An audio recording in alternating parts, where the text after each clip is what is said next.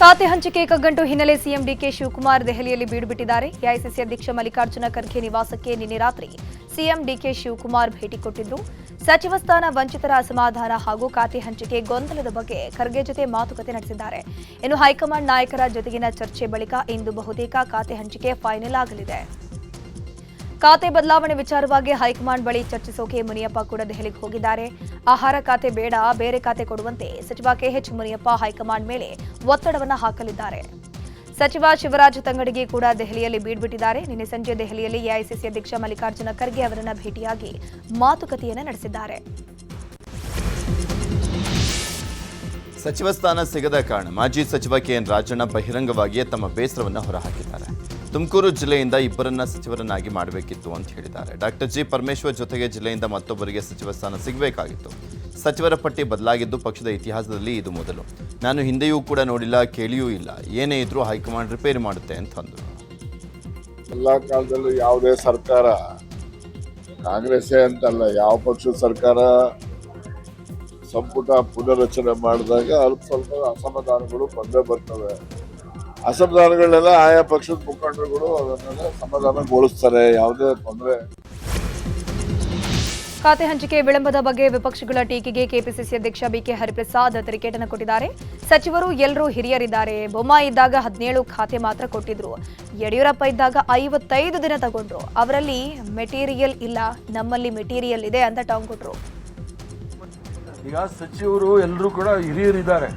ಯಾರು ಬೇಕಾದರೂ ಯಾವ ಇಲಾಖೆ ಬಗ್ಗೆನೂ ಮಾತಾಡ್ಬೋದು. ನಾವೇನು ನಾಗ್ಪುರ್ ಯೂನಿವರ್ಸಿಟಿಯಿಂದ ಅವ್ರು ಕೇಳಿಸ್ಕೊಂಡು ಬರೆಸ್ಕೊಂಡು ಮಾತಾಡೋದಿಲ್ಲ. ನಮಗೆ ಜ್ಞಾನ ಇದೆ, ಪರಿಜ್ಞಾನ ಇದೆ. ನಾವು ಏನು ನಮ್ಮ ಅನುಭವದ ಮೇಲೆ ನಾವು ಮಾತಾಡ್ತೀವಿ, ಅದ್ರಿಗೆ ಏನು ತೊಂದರೆ ಬೇಕಾಗಿಲ್ಲ. ಯಡಿಯೂರಪ್ಪ ಮುಖ್ಯಮಂತ್ರಿದಾಗ ಎಷ್ಟು ದಿವಸ ತೆಗೆದುಕೊಂಡಿದ್ರಂತೆ, ಮತ್ತೆ 55 ದಿವಸ ತೆಗೆದುಕೊಂಡಿದ್ರು. ಅದು ಬಸವರಾಜ ಬೊಮ್ಮಾಯಿ ಇದ್ದಾಗಲೂ 17 ಖಾತೆ ಮಾತ್ರ.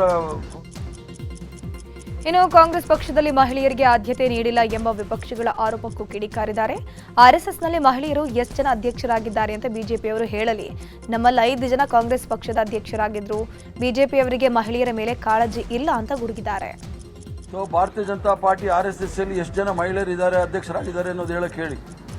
ಭಾರತೀಯ ಜನತಾ ಪಾರ್ಟಿ ಇತಿಹಾಸದಲ್ಲಿ ಕಾಂಗ್ರೆಸ್ ಪಕ್ಷದ ಭಾರತೀಯ ಜನತಾ ಪಾರ್ಟಿ ಅಧ್ಯಕ್ಷರು ಎಷ್ಟು ಜನ ಇದ್ದಾರೆ ಅಂತ ಹೇಳಿ. ನಮ್ಮಲ್ಲಿ 3 ರಾಷ್ಟ್ರೀಯ ಕಾಂಗ್ರೆಸ್ ಪಕ್ಷದ ಅಧ್ಯಕ್ಷರಾಗಿದ್ದರು. ಒಂದು ನೆಲಿಸೇನ್ ಗುಪ್ತಾ ಅವರು, ಅನಿ ಬೆಸೆಂಟ್ ಅವರು, ಸರೋಜಿನಿ ನಾಯ್ಡು ಅವರು, ಸೋನಿಯಾ ಗಾಂಧಿ ಅವರು, ಇಂದಿರಾ ಗಾಂಧಿ ಅವರು.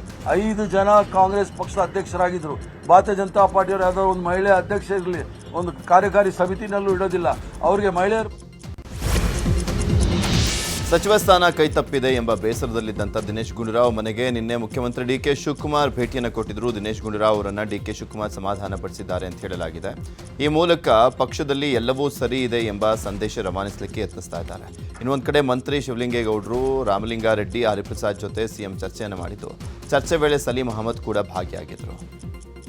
ಇನ್ನು ಸಿಎಂ ಭೇಟಿ ಬಳಿಕ ದಿನೇಶ್ ಗುಂಡೂರಾವ್ ಪ್ರತಿಕ್ರಿಯೆಯನ್ನು ಕೊಟ್ಟಿದ್ದಾರೆ. ಏರುಪೇರಿನ ಬಗ್ಗೆ ಗೊತ್ತಿಲ್ಲ, ಎಲ್ಲವೂ ಆದಷ್ಟು ಬೇಗ ಸರಿಯಾಗುತ್ತೆ. ನಮ್ಮದು ಸೌಜನ್ಯದ ಭೇಟಿ ಅಷ್ಟೇ. ಖಾತೆ ಹಂಚಿಕೆ ಶೀಘ್ರದಲ್ಲೇ ಆಗುತ್ತೆ ಅಂತಂದರು. ಮುಖ್ಯಮಂತ್ರಿಯವರು ಕಳೆದ 1.5 ತಿಂಗಳಿಂದನೇ ಬರಬೇಕು, ಮನೆಗೆ ಬರ್ತೀನಿ ಅಂತ ಹೇಳ್ತಾ ಇದ್ರು. ಇವತ್ತು ಬಂದು ಹೋಗಿದ್ದಾರೆ. ಮತ್ತು ಬಂದು ಮಾತನಾಡ್ಕೊಂಡು ಹೋಗಿದ್ದಾರೆ. ಮತ್ತು ಅನೇಕ ಜನ ಎಲ್ಲ ನಮ್ಮ ಪಕ್ಷದ ಎಲ್ಲ ಲೀಡರ್ಸು, ಮಿನಿಸ್ಟರ್ಸ್ ಎಲ್ಲ ಬಂದಿದ್ದಾರೆ. ಇನ್ನು ಮುಂದೆ ಪಕ್ಷದ ಒಂದು ಕೆಲಸ ಕಾರ್ಯಗಳು ಮತ್ತು ಸರ್ಕಾರ ಚೆನ್ನಾಗಿ ನಡೀಬೇಕು, ಎಲ್ಲವನ್ನು ಮಾಡ್ಕೊಂಡು ಹೋಗಬೇಕಾಗುತ್ತೆ. ಮಂತ್ರಿಮಂಡಲದ ವಿಷಯದ ಬಗ್ಗೆ ನಾನು ಮತ್ತೆ ಇನ್ನೇನು ಮಾತಾಡೋಕೆ ಹೋಗಲ್ಲ. ಪರಿಷತ್ ಸಭಾಪತಿ ಸ್ಥಾನಕ್ಕೆ ಬಸವರಾಜ ಹೊರಟ್ಟಿ ರಾಜೀನಾಮೆ ನೀಡಿರುವುದರ ವಿರುದ್ಧ ಮೈತ್ರಿ ಪಕ್ಷಗಳು ಸಮರ ಸಾರಿವೆ. ರಾಜ್ಯಪಾಲರ ಭೇಟಿ ಮಾಡಿದ ಬಿಜೆಪಿ, ಜೆಡಿಎಸ್ ನಾಯಕರು ದೂರನ್ನು ಸಲ್ಲಿಸಿದ್ದಾರೆ. ಕಾಂಗ್ರೆಸ್ ಲೆಟರ್ ಹೆಡ್ನಲ್ಲಿ ಸಭಾಧ್ಯಕ್ಷ, ಸಭಾಪತಿ ಹೆಸರನ್ನು ಆಯ್ಕೆ ಮಾಡಿ ಸೂಚಿಸಿದ ಬಗ್ಗೆ ದೂರು ಕೊಟ್ಟಂತಹ ನಿಯೋಗ ಹೊರಟ್ಟಿ ರಾಜೀನಾಮೆ ಅಂಗೀಕರಿಸದಂತೆಯೂ ಕೂಡ ಮನವಿಯನ್ನು ಮಾಡಿಕೊಂಡಿದ್ದಾರೆ. ಹೊರಟ್ಟಿಯವರನ್ನ ಬೆದರಿಸಿ ರಾಜೀನಾಮೆ ಪಡೆದಿದ್ದಾರೆ ಎನ್ನುವ ಬಿಜೆಪಿ ಆರೋಪದ ವಿಚಾರವಾಗಿ ಕೆಪಿಸಿಸಿ ಅಧ್ಯಕ್ಷ ಬಿಕೆ ಹರಿಪ್ರಸಾದ್ ಪ್ರತಿಕ್ರಿಯಿಸಿದ್ದಾರೆ. ಕಪೋಲಕಲ್ಪಿತ ವಿಚಾರ ಹೇಳೋಕೆ ಬಿಜೆಪಿಗರು ನಿಸ್ಸೀಮರು. ಸ್ಪೀಕರ್ ಸ್ಥಾನ ಸಂವಿಧಾನಿಕ ಹುದ್ದೆ, ಅದನ್ನ ಪಡೆಯೋದು ನಮ್ಮ ಹಕ್ಕು. ಕರ್ನಾಟಕದಲ್ಲಿ ಕಾಂಗ್ರೆಸ್ ಮುಕ್ತ ಮಾಡೋಕೆ ಯಾರಿಂದನೂ ಸಾಧ್ಯವಿಲ್ಲ ಅಂತಂದ್ರು. ಪಾರ್ಟಿಯವರು ಕಪೋಲಕಲ್ಪಿತ ವಿಚಾರಗಳನ್ನು ಹೇಳೋದ್ರಲ್ಲಿ ನಿಸ್ಸೀಮರು. ವಿಧಾನ ಪರಿಷತ್ತಿನ ಚೇರ್ಮನ್ ಅಂತಕ್ಕಂಥದ್ದು ಅದು ಒಂದು ಸಂವಿಧಾನಿಕ ಹುದ್ದೆ. ಸಂವಿಧಾನಿಕ ಹುದ್ದೆ ಪಡಿತಕ್ಕಂಥದ್ದು ನಮ್ಮ ಹಕ್ಕು. 2 ವಿಚಾರದಲ್ಲಿ ನಾವು ಈಗಾಗಲೇ ನಮ್ಮ ಸಭಾಧ್ಯಕ್ಷರು ವಿಧಾನ ಪರಿಷತ್ತಿನ ಸಭಾಪತಿಗಳೇನಿದ್ದಾರೆ ಅವರ ವಿರುದ್ಧ ಅವಿಶ್ವಾಸವನ್ನು ಈಗಾಗಲೇ ನಾವು ಮಂಡಿಸಿದಾಗ ಇದೇ ಹೊರಟ್ಟಿಯವರು ನೀವು ಅವಿಶ್ವಾಸ ಮಂಡಿಸಿದರೆ ರಾಜೀನಾಮೆ ಕೊಡ್ತೀವಿ ಅಂತ ಹೇಳಿದರು. ಬಸವರಾಜ ಹೊರಟ್ಟಿ ರಾಜೀನಾಮೆ ವಿಚಾರವಾಗಿ ಬಿಜೆಪಿ ರಾಜ್ಯಪಾಲರಿಗೆ ದೂರನ್ನು ನೀಡಿರುವುದಕ್ಕೆ ಕೆಪಿಸಿಸಿ ಕಾರ್ಯಾಧ್ಯಕ್ಷ ಸಲೀಂ ಅಹಮ್ಮದ್ ತಿರುಗೇಟನ್ನು ಕೊಟ್ಟಿದ್ದಾರೆ. ಬಿಜೆಪಿಯ ನಾಯಕರು ಈ ವಿಚಾರದಲ್ಲಿ ಕೇವಲ ರಾಜಕಾರಣವನ್ನ ಮಾಡ್ತಾ ಇದ್ದಾರೆ ಅಂತ ಆರೋಪಿಸಿದ್ರು. ಪಾರ್ಟಿಯವರು ಬೇಕಂತಾನೆ ಅವ್ರು ಹೇಳಿದಂಥ ಮಾತುಗಳನ್ನು ಹೇಳಿ ನಮ್ಮ ಮೇಲೆ ದಬ್ಬಾಳಿಕೆಯಿಂದ ರಾಜೀನಾಮೆ ಕೊಡಿಸೋದು ಅಂತ ಹೇಳೋಂಥ ಮಾತು ಈಗಾಗಲೇ ರಾಜಭವನದಲ್ಲಿ ಗವರ್ನರ್ ಕೊಟ್ಟಿದ್ದಾರೆ. ಅದು ಕೇವಲ ರಾಜಕೀಯ ದೃಷ್ಟಿಯಿಂದ ಮುಖ್ಯಮಂತ್ರಿ ಬಸವರಾಜ ಹೊರಟ್ಟಿ ರಾಜೀನಾಮೆ ಅಂಗೀಕಾರ ಮಾಡದಂತೆ ಗವರ್ನರ್ಗೆ ಬಿಜೆಪಿ ಮನವಿಯನ್ನು ಮಾಡಿರುವ ವಿಚಾರವಾಗಿ ಸಚಿವ ಯುಟಿ ಖಾದರ್ ಕಿಡಿಕಾರಿದ್ದಾರೆ. ಪರಿಷತ್ ಸಭಾಪತಿ ಸ್ಥಾನ ಸಂವಿಧಾನವಾದಂಥ ಸ್ಥಾನ, ಅದಕ್ಕೆ ಕಪ್ಪು ಚುಕ್ಕೆ ತರುವಂಥ ಪ್ರಯತ್ನ ಬಿಜೆಪಿಯವರು ಮಾಡ್ತಿದ್ದಾರೆ. ಹೊರಟ್ಟಿ ಅವರೇ ಸಿಎಂ ಬಳಿ ಚರ್ಚೆ ಮಾಡಿ ರಾಜೀನಾಮೆ ಕೊಟ್ಟಿದ್ದಾರೆ ಅಂತ ಹೇಳಿದರು. ಸಂವಿಧಾನಬದ್ಧ ಸ್ಥಾನದಲ್ಲಿ ಯಾಕೆ ಅವರು ರಾಜ್ಯಕ್ಕೆ ಮಾಡಲಿಕ್ಕೆ ಹೋರಾಡ್ತಾರಂತ ನಮ್ಗೆ ಅರ್ಥ ಆಗೋದಿಲ್ಲ. ಹಾಗೆ ಈ ಸಂವಿಧಾನಬದ್ಧ ಸ್ಥಾನದ ಗೌರವ ಇರಬಾರ್ದ? ಬಿ ಜೆ ಪಿಯವರಿಗೆ ಈ ಸಂವಿಧಾನದ ಸ್ಥಾನದಲ್ಲಿ ಕೂಡ ರಾಜ್ಯವನ್ನು ಮಾಡಿಕೊಂಡು ಅದಕ್ಕೆ ಗೌರವಕ್ಕೆ ಕಪ್ಪು ಚುಕ್ಕಿ ಯಾಕೆ ತರಬೇಕು? ಬಿಡದಿ ಟೌನ್ಶಿಪ್ ವಿರೋಧಿಸಿ ಜೆಡಿಎಸ್ ರಣಕಹಳೆಯನ್ನು ಊದಿದೆ. ನಿನ್ನೆಯಿಂದ 3 ದಿನಗಳ ಕಾಲ ಜೆಡಿಎಸ್ ಪಾದಯಾತ್ರೆ ನಡೆಸ್ತಾ ಇದೆ.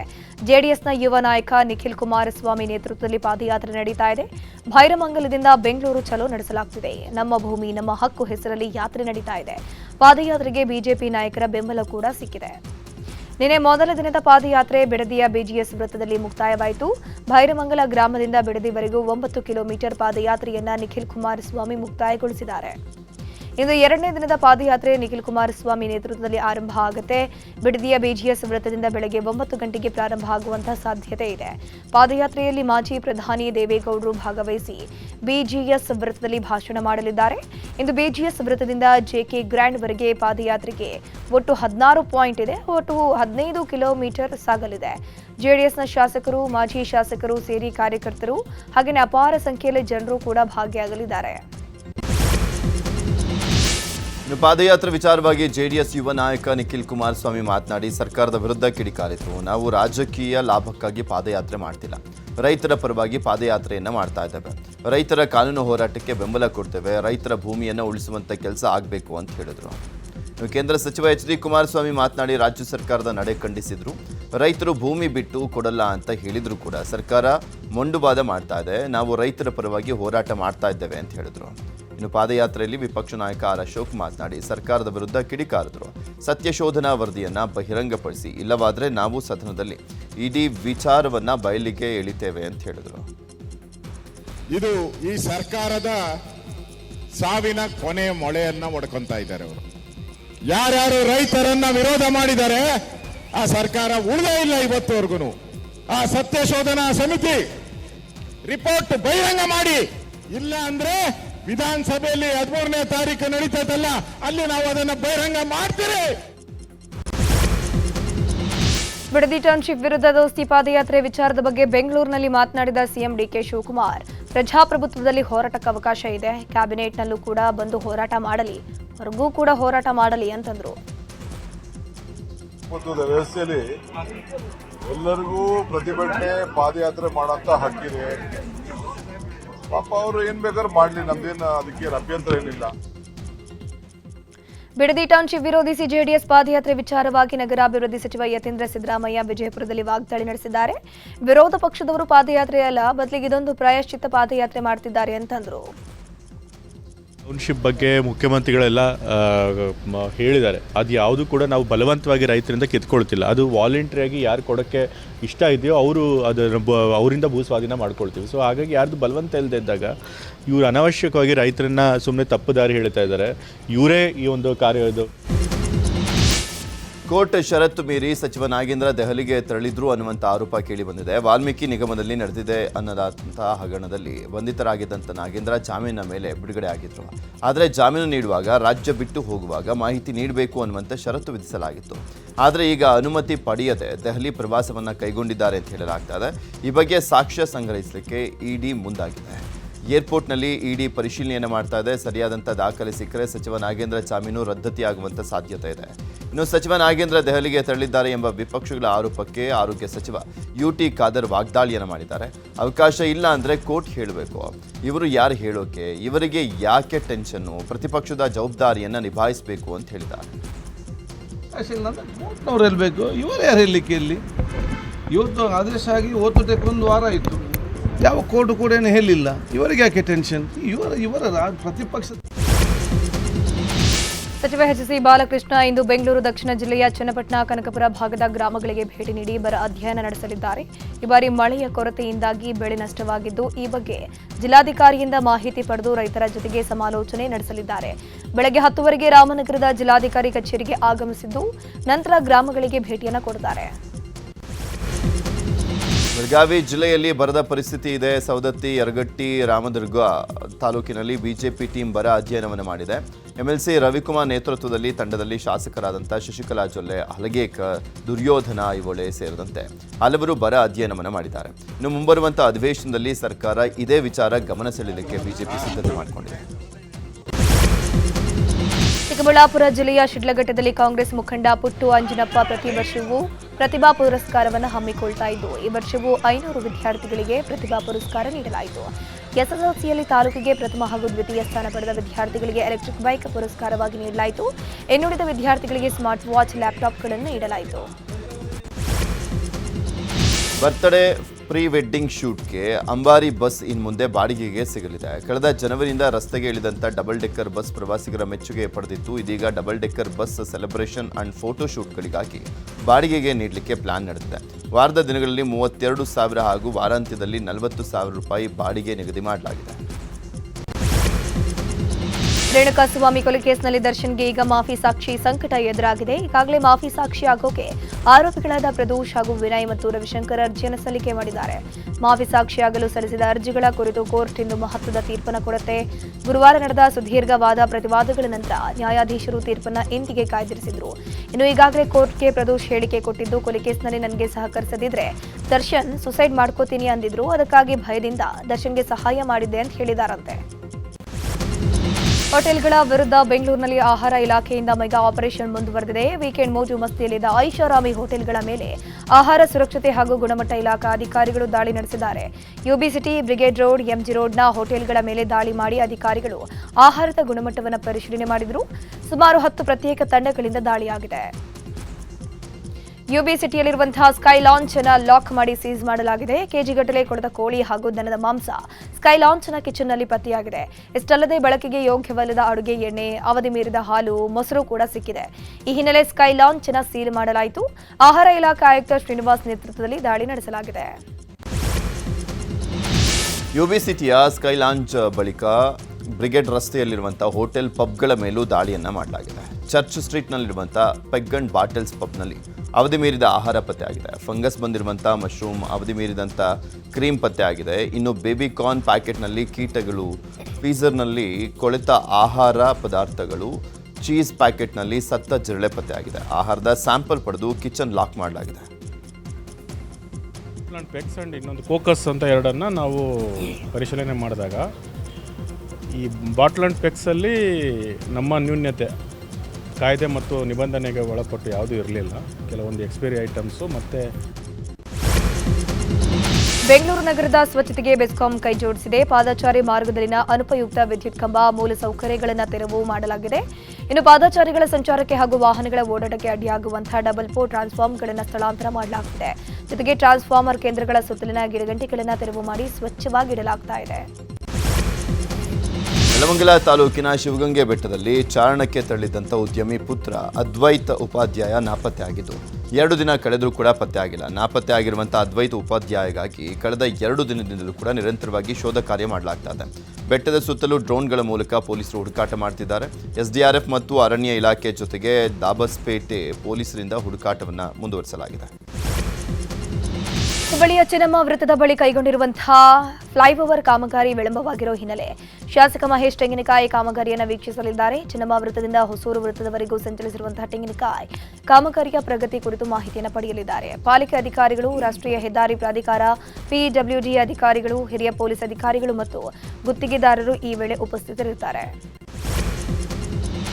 ಎಸ್ಡಿಜೆ ಗೋಲ್ಡ್ ಕಂಪನಿ ಹೆಸರಿನಲ್ಲಿ ಮೈಸೂರಿನಲ್ಲಿ ಸಾವಿರಾರು ಜನರಿಗೆ ಚಿನ್ನ ತುಂಬಿ ವಂಚಿಸಿರುವಂತಹ ಪ್ರಕರಣ ಬೆಳಕಿಗೆ ಬಂದಿದೆ. ಆತನ ವಿರುದ್ಧ ಕೇಸ್ ದಾಖಲಿಸಿ ಜೈಲಿಗೆ ಕಳುಹಿಸಲಾಗಿತ್ತು. ಇದೀಗ ಬೇಲ್ ಮೇಲೆ ಹೊರಬಂದಿರುವಂತಹ ಚಿನ್ನ ತಂಬಿ ವಿರುದ್ಧ ವಂಚನೆಗೊಳಗಾದಂತಹ ಜನರು ರೊಚ್ಚಿಗೆದ್ದಿದ್ದಾರೆ.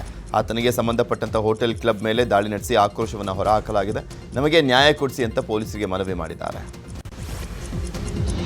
ಹಾಸನದ ಉದಯಗಿರಿ ಬಡಾವಣೆಯಲ್ಲಿ ಸಿಲಿಂಡರ್ ಸ್ಫೋಟಗೊಂಡು ಇಬ್ಬರು ಗಂಭೀರವಾಗಿ ಗಾಯಗೊಂಡಿದ್ದಾರೆ. ದಿವ್ಯಾ, ಮಣಿ ಹಾಗೂ ಮಾಲತಿ ಅನ್ನೋರು ಗಂಭೀರವಾಗಿ ಗಾಯಗೊಂಡಿದ್ದು ಇವರನ್ನು ಹಾಸನದ ಹಿಮ್ಸ್ ಆಸ್ಪತ್ರೆಗೆ ರವಾನೆ ಮಾಡಲಾಗಿದೆ.